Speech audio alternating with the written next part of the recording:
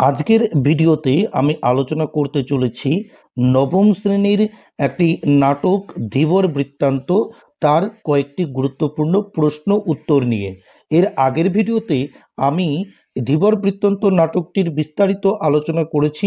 তোমরা যদি দেখতে চাও তাহলে ডেসক্রিপশন বক্সে এর লিঙ্ক দেওয়া আছে, তোমরা অবশ্যই ভিডিওটি দেখে নিতে পারো, তাহলে তোমাদের প্রশ্ন উত্তর করতে অনেকটাই সুবিধা হবে।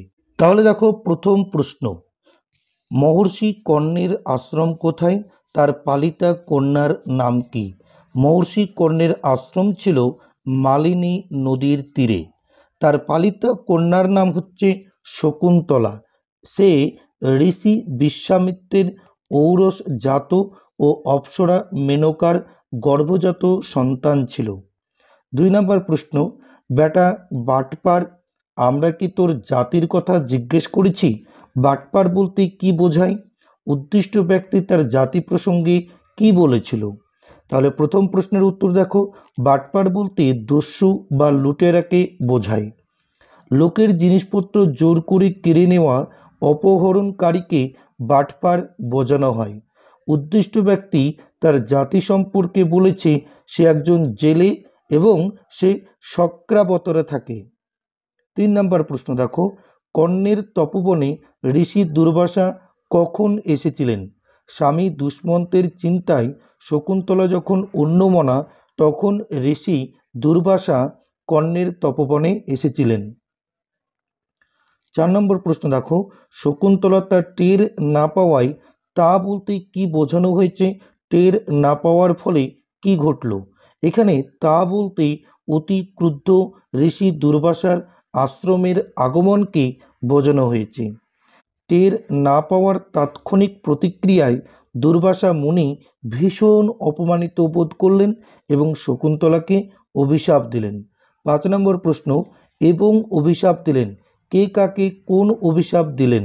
মহাক্রুদ্ধ ঋষি দুর্বাসা অন্যমনা শকুন্তলাকে অভিশাপ দিলেন যে যার চিন্তায় শকুন্তলা মগ্ন সেই ব্যক্তি শকুন্তলাকে ভুলে যাবেন। 6 নম্বর প্রশ্ন, শকুন্তলাকে কে প্রতিগৃহে পাঠানোর আয়োজন করে? শকুন্তলাকে তার পালক পিতা মহর্ষি কর্ণ প্রতিগৃহে পাঠাবার আয়োজন করে। 7 নম্বর প্রশ্ন, শকুন্তলার সখী প্রিয়ংবদার অনুরোধে ঋষি দুর্বাসা সাপ মুক্তি প্রসঙ্গে কি বলেন? শকুন্তলার সখী প্রিয়ংবদার অনুরোধে ঋষি দুর্বাসা সাপ মুক্তি প্রসঙ্গে বলেন, কোনো নিদর্শন দেখাতে পারলে সাপের প্রভাব দূর হবে। তীর্থ থেকে ফিরে এসে মহর্ষি কর্ণ কী করেছিলেন? শকুন্তলাকে প্রতিগৃহে অর্থাৎ রাজা দুষ্মন্তের কাছে পাঠানোর ব্যবস্থা করেছিলেন। 8 নম্বর প্রশ্ন দেখো, দুষ্মন্ত প্রদত্ত আংটিটি শকুন্তলা কিভাবে হারিয়ে ফেলেছিলেন? প্রতিগৃহে যাবার পথে স্নানের পর শকুন্তলা যখন অঞ্জলি দিতে যান তখন আংটিটি হাত থেকে খুলে জলে পড়ে গিয়েছিল, আর এইভাবেই তার আংটিটি হারিয়ে যায়। 9 নম্বর প্রশ্ন, প্রতিগৃহে যাবার পর শকুন্তলাকে দেখে দুষ্মন্তের প্রতিক্রিয়া কি হয়েছিল? প্রতিগৃহে যাবার পর শকুন্তলাকে দেখে দুষ্মন্ত তাকে চিনতে পারেননি। 10 নম্বর প্রশ্ন, হাত বাঁধা অবস্থায় এক পুরুষকে সঙ্গে নিয়ে 2 রক্ষীর প্রবেশ, পুরুষটির হাত বাঁধা ছিল কেন? পুরুষটির কাছে রাজা দুষ্মন্তের আংটি পাওয়া যাওয়ায় তাকে চোর সন্দেহে হাত বেঁধে নিয়ে আসা হয়। 11 নম্বর প্রশ্ন, ধীবরকে কারা ধরে এনেছিল? ধীবর অর্থাৎ জেলেকে নগর রক্ষায় নিযুক্ত রাজচালক এবং 2 জন রক্ষী অর্থাৎ সূচক এবং জানুক ধরে নিয়ে এসেছিল। 12 নম্বর প্রশ্ন, আপনারা শান্ত হন, বক্তা কাদের শান্ত হওয়ার অনুরোধ জানিয়েছে? ধীবর বৃত্তান্ত নাট্যাংশের প্রধান চরিত্র ধীবর 2 নগররক্ষীকে শান্ত হওয়ার অনুরোধ জানিয়েছেন। 13 নম্বর প্রশ্ন, ধীবর আংটিটি কোথায় পেয়েছিল? উত্তর দেখো, ধীবর আংটিটি রুই মাছের পেট থেকে পেয়েছিল। 14 নম্বর প্রশ্ন, ধীবর সংসার চালাতো কিভাবে? ধীবর জাল, বড়শি ইত্যাদি নানা উপায়ে মাছ ধরে সংসার চালাতো। 15 নম্বর প্রশ্ন, ধীবর সম্পর্কে রাজার আদেশ কী ছিল? রাজা দুষ্মন্ত ধীবরকে আংটির মূল্যের সমপরিমাণ অর্থ পারিতোষিক সহ মুক্তি দেবার আদেশ দিয়েছিলেন। 16 নম্বর প্রশ্ন, মুক্তি ও পারিতোষিক পেয়ে ধীবর কি করেছিল? মুক্তি পেয়ে খুশিতে ধীবর পারিতোষিকের অর্ধেক রক্ষীদের ফুলের দাম হিসাবে দিয়েছিল। 17 নম্বর প্রশ্ন, দুষ্মন্ত প্রদত্ত আংটিটি শকুন্তলা কিভাবে হারিয়ে ফেলেছিলেন? শচী তীর্থে স্নানের পরে অঞ্জলি দেওয়ার সময় হাত থেকে খুলে জলে পড়ে গিয়ে শকুন্তলার আংটিটি হারিয়ে যায়। 18 নম্বর প্রশ্ন, এ অবশ্যই গোসাপ খাওয়া জেলে হবে। শ্যালক এ সন্দেহ করেছিল কেন? ধীবরের গা থেকে কাঁচা মাংসের গন্ধ আসছিল বলে রাজার শ্যালক এরকম সন্দেহ করেছিলেন। 19 নম্বর প্রশ্ন, মহারাজ এই সংবাদ শুনে খুব খুশি হবেন। কোন সংবাদ শুনে মহারাজের খুশি হওয়ার কথা বলা হয়েছে? ধীবরের কাছ থেকে মহারাজের আংটি উদ্ধার করার কথা শুনে মহারাজা দুষ্মন্ত খুশি হবেন বলে রক্ষীরা এই মন্তব্য করেছেন। 20 নম্বর প্রশ্ন, চল রে গাঁট কাটা, তাকে কোথায় নিয়ে যাওয়ার কথা বলা হয়েছে? গাঁট কাটা অর্থাৎ ধীবরকে রাজবাড়িতে নিয়ে যাওয়ার কথা বলা হয়েছে। 21 নম্বর প্রশ্ন, ধীবরকে ছেড়ে দেওয়ার নির্দেশ শুনে দ্বিতীয় রক্ষীর আচরণ কেমন ছিল? ধীবরকে ছেড়ে দেওয়ার নির্দেশ শুনে দ্বিতীয় রক্ষী হিংসা ভরা বক্রোক্তি করেছিল। 22 নম্বর প্রশ্ন, শকুন্তলাকে দুর্বাসার অভিশাপ দিয়েছিল কেন? স্বামী দুষ্মন্তের চিন্তায় অন্যমনস্কা হয়ে পড়ায় শকুন্তলা দুর্বাসার আগমন সংবাদ বুঝতে পারেননি। এই অবহেলায় অপমানিত হয় দুর্বাসা এবং তারপরে শকুন্তলাকে অভিশাপ দেয়। 23 নম্বর প্রশ্ন, আপনারা অনুগ্রহ করে শুনুন, কোন কথা বক্তা শোনাতে চেয়েছে? ধীবর বৃত্তান্ত নাট্যাংশে আলোচ্য উক্তিটির বক্তা ধীবর নগররক্ষীদের কাছে নিজের পরিচয় এবং কিভাবে সে রাজার আংটিটি পেয়েছে সে কথা শোনাতে চেয়েছে। 24 নম্বর প্রশ্ন, প্রভু অনুগৃহীত হলাম, কিভাবে বক্তা অনুগৃহীত হয়েছিল? মহারাজ আংটিটি ফিরে পেয়ে তার মূল্যের সমপরিমাণ অর্থ ধীবরকে দেওয়ায় ধীবর অনুগৃহীত হয়েছিল। 25 নম্বর প্রশ্ন, ধীবরের কথা মতো বেদজ্ঞ ব্রাহ্মণ কখন নির্দয় হয়ে থাকেন?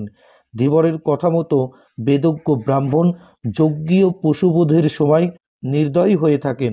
26 নম্বর প্রশ্ন, জেলে তার পারিতোষিকের অর্ধেক অর্থ কি করতে চেয়েছিল?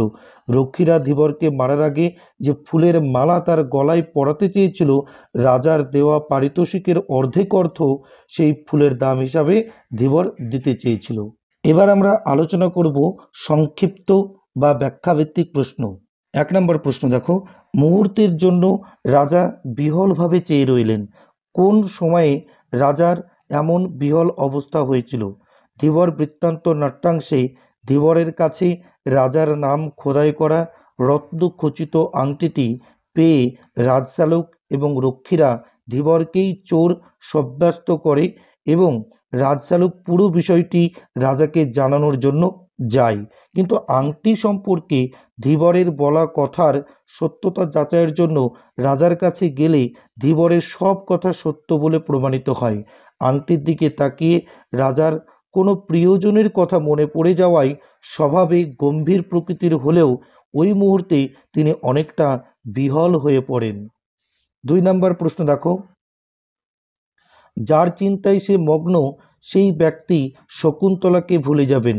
বক্তা কে? তার এমন উক্তির কারণ কি? আলোচ্য উক্তিটির বক্তা ঋষি দুর্বাসা। আলোচ্য উক্তিটি ধীবর বৃত্তান্ত নাট্যাংশ থেকে নেওয়া হয়েছে। নাট্যাংশের পূর্ব কথা থেকে আমরা জানতে পারি যে রাজা দুষ্মন্ত কর্ণ ঋষির আশ্রমে শকুন্তলাকে বিবাহ করেন এবং তিনি রাজধানীতে ফিরে যান। দীর্ঘ সময় কেটে গেলেও রাজা দুষ্মন্ত ফিরে আসেন না। একদিন শকুন্তলা স্বামীর দুশ্চিন্তায় মগ্ন ছিলেন। সেই সময় ঋষি দুর্বাসা কর্ণমুনির আশ্রমে উপস্থিত হন। যথাযথ আপ্যায়ন না পেয়ে অপমানিত ঋষি দুর্বাসা শকুন্তলাকে অভিশাপ দেন যে শকুন্তলা যার চিন্তায় মগ্ন সেই ব্যক্তি শকুন্তলাকে ভুলে যাবেন। 3 নম্বর প্রশ্ন, তবে কি তোকে সৎব্রাহ্মণ বিবেচনা করে রাজা এটা দান করেছেন? বক্তাকে মন্তব্যটির কারণ ব্যাখ্যা করো। আলোচ্য মন্তব্যটি ধীবর বৃত্তান্ত নাট্যাংশের অন্তর্গত। মন্তব্যটির বক্তা 2 রক্ষীর মধ্যে একজনের। নাট্যাংশে আমরা জানতে পারি যে রাজার নাম খোদাই করা মণিখচিত একটি দুর্মূল্য আংটি একজন গরিব সাধারণ ব্যক্তির কাছে দেখে নগর রক্ষায় নিযুক্ত রাজচালক এবং দুই রক্ষী ওই জনৈক ব্যক্তিকে গ্রেপ্তার করে। ব্যক্তিটি বারংবার বলে যে সে ওই আংটিটি চুরি করেনি। ব্যক্তির বক্তব্য শুনে রাজরক্ষীদের একজন ব্যঙ্গার্থে ব্যক্তিটিকে আলোচ্য মন্তব্যটি করেন। 4 নম্বর প্রশ্ন, সূচক এই জেলেকে ছেড়ে দাও, কে কথাটি বলেছেন? জেলেকে ছেড়ে দেওয়া হলো কেন? ধীবর বৃত্তান্ত নাট্যাংশের চরিত্র রাজচালক দুই রক্ষীর অন্যতম এক রক্ষী সূচককে এই কথা বলেছেন। ধীবরের কাছে মহামূল্যবান আংটি দেখে নগররক্ষক রাজচালক ধীবরকে গ্রেপ্তার করেন। ওই আংটির বিষয়ে জানার জন্য তিনি রাজার কাছে যান।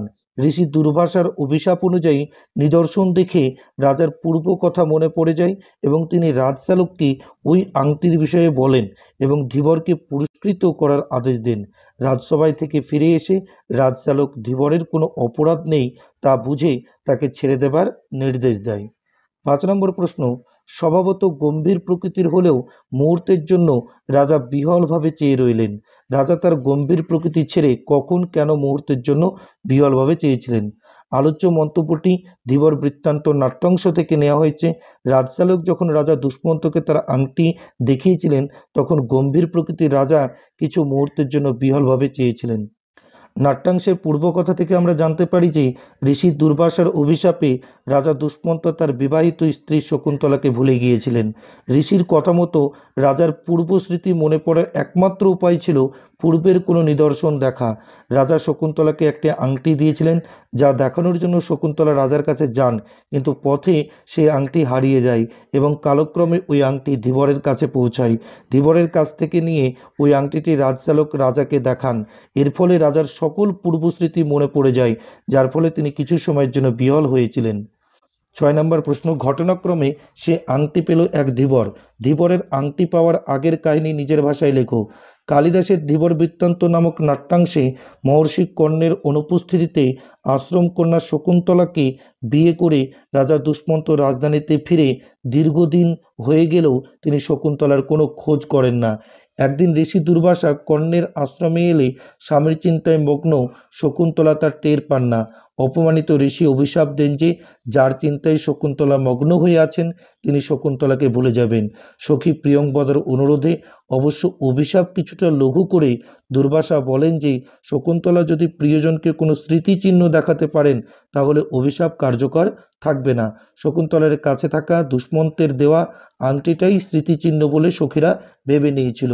মহর্ষি কর্ণ তীর্থ থেকে ফিরে শকুন্তলাকে প্রতিক্রিয়া পাঠানোর উদ্যোগ নেন, কিন্তু যাওয়ার সময় শচীতীর্থে স্নানের পরে অঞ্জলি দিতে গিয়ে হাত থেকে আংটি খুলে জলে পড়ে যায়। ফলে দুষ্মন্ত শকুন্তলাকে আর চিনতে পারেন না। ওদিকে এক ধীবর মাছ ধরতে গিয়ে একটা রুই মাছ ধরে এবং তার পেটে এই আংটিটি পায়। 7 নম্বর প্রশ্ন, তা তোর জীবিকা বেশ পবিত্র বলতে হয় দেখছি, কে কোন প্রসঙ্গে মন্তব্যটি করেছে? ধীবরের কাছে রাজার নাম খোদাই করা মণিখচিত আংটিটি পেয়ে দুই রক্ষী তাকে চোর সাব্যস্ত করে। আত্মপক্ষ সমর্থনে ধীবর নিজের কথা বলতে চাইলেও রক্ষীরা তাকে ব্যঙ্গ বিদ্রুপ করে। তখন রাজার শ্যালক তার কাছে পুরো ঘটনাটি জানতে চাইলে ধীবর জানায় যে সে একজন জেলে, জাল, বড়শি ইত্যাদির সাহায্যে মাছ ধরে সে তার সংসার চালায়। ধীবরের এই জবাব শুনে ব্যঙ্গের সুরে রাজার শ্যালক ধীবরের উদ্দেশ্যে উদ্দিষ্ট মন্তব্যটি করেছেন। ভিডিওটি ভালো লাগলে অবশ্যই একটি লাইক করে দিও এবং বন্ধুদের মধ্যে শেয়ার করে দিও। আর এই চ্যানেলে তুমি যদি নতুন হয়ে থেকো তাহলে অবশ্যই চ্যানেলটিকে সাবস্ক্রাইব করে দিও। ঠিক আছে, প্রত্যেকে ভালো থেকো, সুস্থ থেকো।